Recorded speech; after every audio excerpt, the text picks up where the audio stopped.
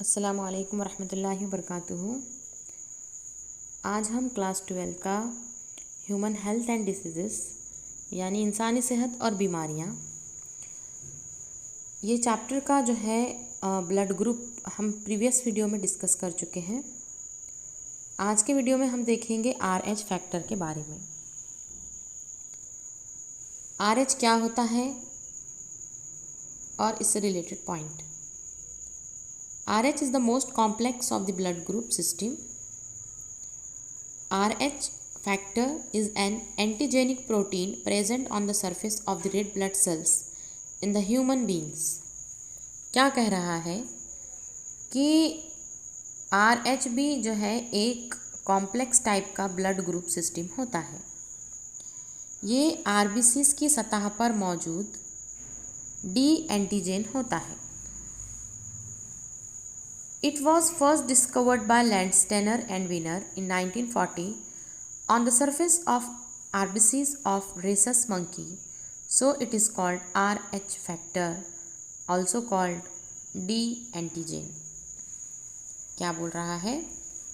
इस D antigen को जो है वीनर और कार्ल लैंडस्टेनर ने दरियाफ्त किया था 1940 में जो है रीसस बंदर के आरबीसीज की सतह पर ये तहकीक किया था।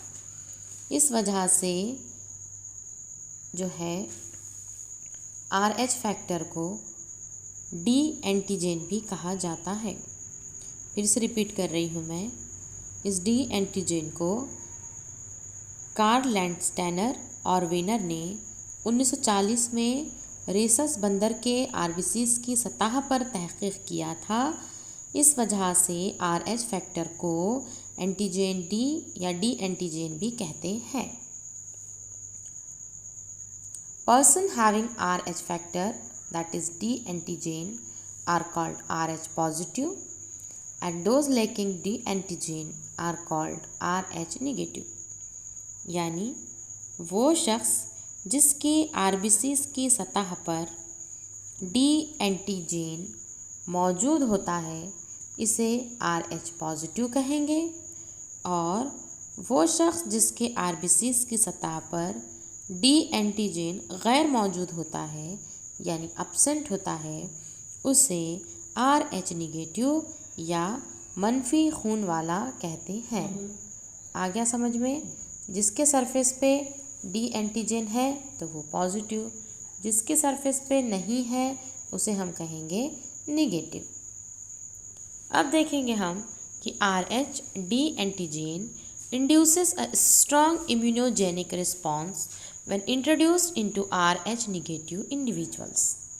यानी RH फैक्टर ये खून की मुंतकिली के लिए बहुत अहम होता है, क्योंकि RH पॉजिटिव वाले शख्स के जिस्म में RH निगेटिव वाले शख्स का खून दाखिल हो जाए तो RH निगेटिव वाले शख्स का जिस्म ख़तरनाक रद्द अमल पेश करता है।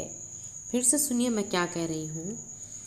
अगर RH पॉजिटिव वाले शख्स के जिस्म में RH निगेटिव वाले शख्स का खून दाखिल हो जाए, पॉजिटिव के जिस्म में निगेटिव दाखिल हो जाए तो RH निगेटिव वाले शख्स का जिस्म ख़तरनाक रद्द अमल बताता है। RH blood group is an important factor in blood transfusion and involved in hemolytic diseases of newborn।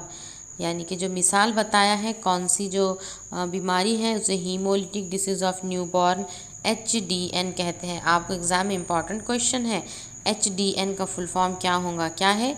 Haemolytic disease of newborn, जिसे हम इरिथ्रोब्लास्टोसिस फिटालिस भी कहते हैं। HDN का दूसरा नाम इरिथ्रोब्लास्टोसिस फिटालिस यानी destruction of erythrocyte of the fetus. Erythrocyte यानी RBCs, फिटस यानी कि जो बच्चा डेवलप हो रहा है, जो बेबी डेवलप हो रहा है, इसके RBCs क्या हो जाते हैं? डिस्ट्रक्ट हो जाते हैं इरिथ्रोसाइट्स यानी RBCs। इट ऑकर्स, अब ये किस में होगा? क्वेश्चन बनता है अगर मदर RH निगेटिव हो और जो कंसीव कर रही है वो जो फिटस है, जो बेबी डेवलप हो रहा है, अगर वो RH पॉजिटिव हो तो इन्हें HDN हो सकता है। HDN की कंडीशन क्या है? मदर निगेटिव होना है और फिटस RH पॉजिटिव होना है। The RH positive RBCs from the fetus, RH positive RBCs ये किसके हैं? बच्चे के हैं पॉजिटिव और माँ के हैं निगेटिव। तो बच्चे के जो पॉजिटिव RH पॉजिटिव RBCs हैं, अगर वो मदर के सर्कुलेटरी सिस्टम में चला जाए ड्यूरिंग चाइल्ड बर्थ तो क्या होगा? मदर तो निगेटिव है और बच्चा तो पॉजिटिव है। इसके पॉजिटिव अगर मदर के निगेटिव बॉडी में अगर चले जाते हैं तो ऐसे टाइम पे मदर जो है वो anti-RH बनाएंगी। anti-RH एंटीबॉडीज़ बनाती हैं। anti-RH यानी कि वो निगेटिव के ख़िलाफ़ में क्या करेंगी? पॉजिटिव जो फिटस का जो गया है पॉजिटिव RBCs के ख़िलाफ़ में अपोजिट वो क्या बनाएंगी? एंटीबॉडीज़ बनाएंगी। अब फर्स्ट बेबी तो पॉजिटिव हो गया है, नॉर्मल यहाँ पर जो है वो क्या हो जाएगा? बर्थ हो जाएंगी। लेकिन मदर के अंदर पॉजिटिव ब्लड जो इंटर हुआ है उसके ख़िलाफ़ में जो है anti-RH एंटीबॉडीज़ बन गई है। यानी कि अगर सब्सिक्वेंट मदर को RH पॉजिटिव फिटस अगर होते हैं, अगर वो एक्सपोज्ड होती है तो ऐसे टाइम पे मदर के अंदर जो है वो anti-RH एंटीबॉडीज़ प्रोड्यूस हो चुके हैं, है ना। पहले बच्चे के जो एंटीबॉडीज़ जो भी पॉजिटिव फिटस के जो गया था उसके बॉडी के अंदर जो ब्लड, उसके ख़िलाफ़ में जो है माँ के अंदर जो है क्या है? anti-RH एंटीबॉडीज़ बन चुके हैं, जिसकी वजह से जो नेक्स्ट जो चाइल्ड होगा उसके अंदर HDN हो सकता है। कब होगा? मगर कि वो अगला बच्चा भी अगर RH पॉजिटिव हो तो। In order to prevent HDN, तो वो दूसरा बच्चा जो है वो तो क्या हो जाएंगी? फिर उसकी डेथ हो जाएंगी। इसलिए HDN को रोकने के लिए अगर RH निगेटिव मदर होती है तो उसे क्या किया जाता है? इंजेक्शन दे दिया जाता है। क्या का इंजेक्शन?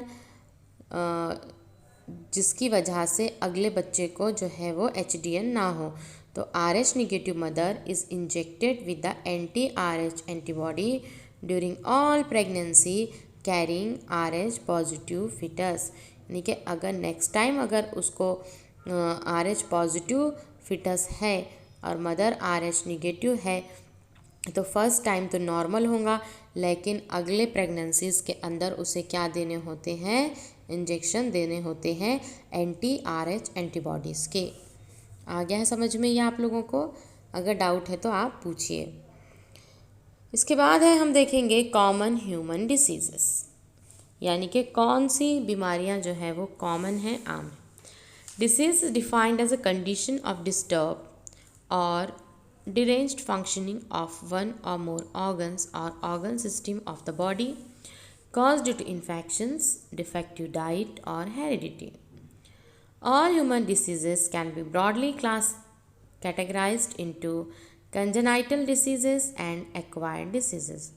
अब यहाँ पे आपको डिसीज़ की यानी कि बीमारी की तारीफ बताई जा रही है। बीमारी या डिसीज़ किसे कहते हैं?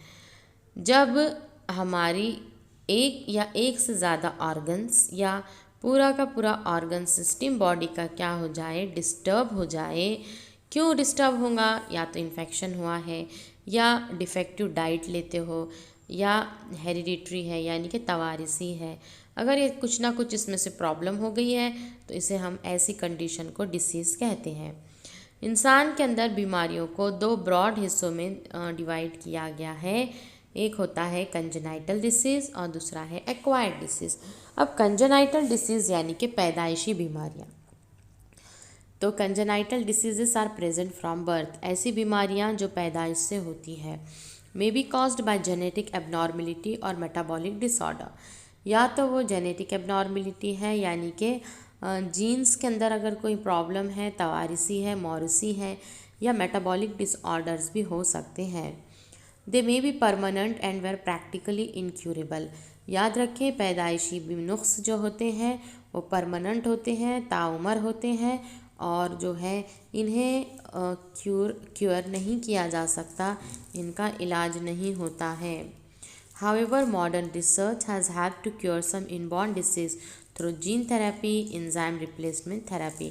लेकिन आज की मॉडर्न साइंस ने, मॉडर्न रिसर्च ने हमें बहुत मदद की है कि पैदाइशी नुक्स के अंदर भी जीन थेरेपी यानी कि डिफेक्टिव जीन को हटाकर नए जीन आजकल इंट्रोड्यूस्ड किए जा रहे हैं। उसी तरीके से इंजाइम रिप्लेसमेंट थेरेपी, इंजाइम्स को भी जो डिफेक्टिव है वो निकाल दिया जाता है और अच्छे वाले जो है जीन्स वगैरह इंट्रोड्यूस किए जाते हैं, तो ये भी एक अच्छी बात है। सेकेंड टाइप के जो डिसीज़ होते हैं वो है एक्वायर्ड डिसीजेस। एक्वायर्ड यानी कि जो क्या है, पैदाइश से तो नहीं है, वो हमारी बर्थ के बाद जो है हमें डेवलप हुए हैं। Acquired diseases develop after the birth and can be सब डिवाइडेड इंटू कम्युनिकेबल और इन्फेक्शियस डिसीजेस और नॉन कम्युनिकेबल और नॉन इन्फेक्शियस डिसीजेस। क्या कहा जा रहा है कि एक्वायर्ड डिसीजेस जो होते हैं वो हमारी बर्थ के बाद होते हैं, और एक्वायर्ड भी दो टाइप के होते हैं। एक तो कम्युनिटी में फैलने वाले हैं, कम्युनिकेबल यानी इन्फेक्शियस। दूसरे हैं नॉन कम्युनिकेबल, जो दूसरों को नहीं फैलते, जो नॉन इन्फेक्शियस है। अब जैसा कि अभी तो आज के दौर में हम लोग देख रहे हैं कि कोरोना जो मर्ज़ फैला हुआ है वो कैसे है, फिर ये तो कम्युनिकेबल है, पूरी कम्युनिटी में फैल गया, पेंडेमिक है, पूरी दुनिया में जो है फैल चुका है और हम लोग जो है मास्क लगा रहे हैं, उसके बाद सोशल डिस्टेंसिंग जो है कर रहे हैं, हाथों को धो रहे हैं। इसका मतलब ये है कि एक दूसरे को जो डिसीजेस ट्रांसमिट होती है इन्फेक्टेड पर्सन से हेल्दी पर्सन को डायरेक्टली या इनडायरेक्टली, ऐसे डिसीज़ेस को हम कम्युनिकेबल या इन्फेक्शियस डिसीजेस कहते हैं। Malaria and other diseases which are to be studied in the chapter are the examples. कि मलेरिया है, उसी तरीके से कॉमन कोल्ड होता है, फ्लू होता है, तो ये टाइफॉइड है। अब जितने डिजीज़ हैं हम देखेंगे तो ये कम्युनिटी में फैलते हैं, इन्फेक्शन की वजह से है, ये इन्फेक्शियस डिसीजेस होते हैं। And the diseases which can not be transmitted from infected person to another healthy one either directly or indirectly are known as non-communicable और non-infectious diseases। ऐसी बीमारियां जो एक शख्स से दूसरे शख्स को नहीं फैलेंगी, डायरेक्टली भी नहीं फैलेंगी और इनडायरेक्टली भी नहीं फैलेंगी, इसे हम नॉन कम्युनिकेबल या नॉन इन्फेक्शियस कहते हैं। जैसे कि हो गया है कैंसर। अगर हम बात कर रहे हैं किसी को मुंह का कैंसर हुआ, इसकी वजूहत ये है कि सिगरेट पीता होगा, तंबाकू खाता होगा, या लंग्स कैंसर है तो सिगरेट की वजह से है, लीवर कैंसर हो गया, लीवर सिरोसिस है, जो है शराब पीता होगा। यानी कि अगर वो पर्सनली उसे कोई ख़राब आदतें हैं, इसकी वजह से उसी पर्सन को होगा, दूसरे को नहीं फैलेंगे। जैसा कि हम बात करेंगे डायबिटीज़ है, शुगर की बीमारी है, अगर एक पर्सन को है दूसरे को नहीं फैलेंगे। हार्ट अटैक आता है, दिल की बीमारियां हैं, तो इस तरीक़े से जो बीमारियां हैं जो कम्युनिटी में नहीं फैलती वो नॉन कम्युनिकेबल है। डिफिशियंसी डिसीज़ेस है, यानी कोई कमी की वजह से, विटामिन्स की कमी की वजह से, जैसे कि नाइट ब्लाइंडनेस हो गया है, उसी तरीके से स्कर्वी है तो दूसरों को नहीं फैलता, तो ये नॉन कम्युनिकेबल है। कम्युनिकेबल डिसीज़ेस यानी जो फैलते हैं, वो उनका रीज़न क्या है, ये उनको पैथोजेंस फैलाते हैं। पैथोजेंस कौन होते हैं, बैक्टीरिया है, वायरसेस, फंगाई, हेलमिन, वॉर्म्स, यानी disease causing organisms are called pathogens. बीमारी फैलाने वाले जानदार क्या कहलाते हैं, पैथोजेंस। एमसीक्यूज़ क्वेश्चन आता है, डिसीज़ कॉजिंग ऑर्गेनिज्म, बीमारी फैलाने वाले जो जरासीम हैं वो क्या कहलाएंगे, pathogens. Many pathogens use another organism, the vector, to reach us. These vectors are actually parasites which we regularly come across. Parasite is an organism that live in and on the body of another organism and derive its nutrition from that of host organism. अब ये हमें यहाँ से देखना है कि बहुत सारे पैथोजन जो होते हैं वो दूसरे ऑर्गेनिज्म का इस्तेमाल करते हैं, दूसरे वेक्टर का इस्तेमाल करते हैं हम तक पहुंचने के लिए। तो ये जो पैरासाइट होते हैं, ये वेक्टर्स होते हैं, वो पैरासाइट होते हैं। पैरासाइट जो है ये जो है बॉडी के ऑर्गेनिज्म से क्या करता है, होस्ट ऑर्गेनिज्म से अपनी ग़िज़ा खाता है। आगे जो है हम पूरा डिटेल में एक एक ऑर्गेनिज्म के बारे में, पैरासाइट क्या है, वेक्टर क्या है, देखेंगे। पैरासाइट जो है वो दो कैटेगरीज़ के होते हैं, एक है एक्टो पैरासाइट और दूसरा है इंडो पैरासाइट। एक्टो यानी कि बाहर, बैरूनी जानिब, जैसा कि हम बेड बग यानी खटमल होता है या जुएँ जो होती हैं वो इंसान के सर में होती है ना, खून चूसती है, तो एक्टो है, बैरूनी जानिब है, तो एक्टो पैरासाइट। और इंडो पैरासाइट जो है वो इंसान के या ऑर्गेनिज्म के अंदर बढ़ता है, जैसे कि प्लाज्मोडियम है जो पैरासाइट है मॉस्किटो का, वो इंसान के खून के अंदर जो है वो क्या होता है, बढ़ता है। उसी तरीके से जो केचुए होते हैं बच्चों के अंदर, एस्कैरिस, तो ये इंडो पैरासाइट है। तो पैरासाइट दो टाइप के हैं, एक है एक्टो और दूसरा है इंडो। तो आई होप आप लोगों को यहाँ तक तो समझ आ चुका होगा। इंशाल्लाह कल के वीडियो में हम लोग जितने भी जो डिसीज़ेस दिए गए हैं आप लोगों को, वो डिसीज़ेस जो है वो डिस्कस करेंगे। अगर कोई डाउट है तो आप हमें कमेंट बॉक्स में पूछिए और वीडियो को ज़्यादा से ज़्यादा शेयर कीजिए। अल्लाह हाफिज़।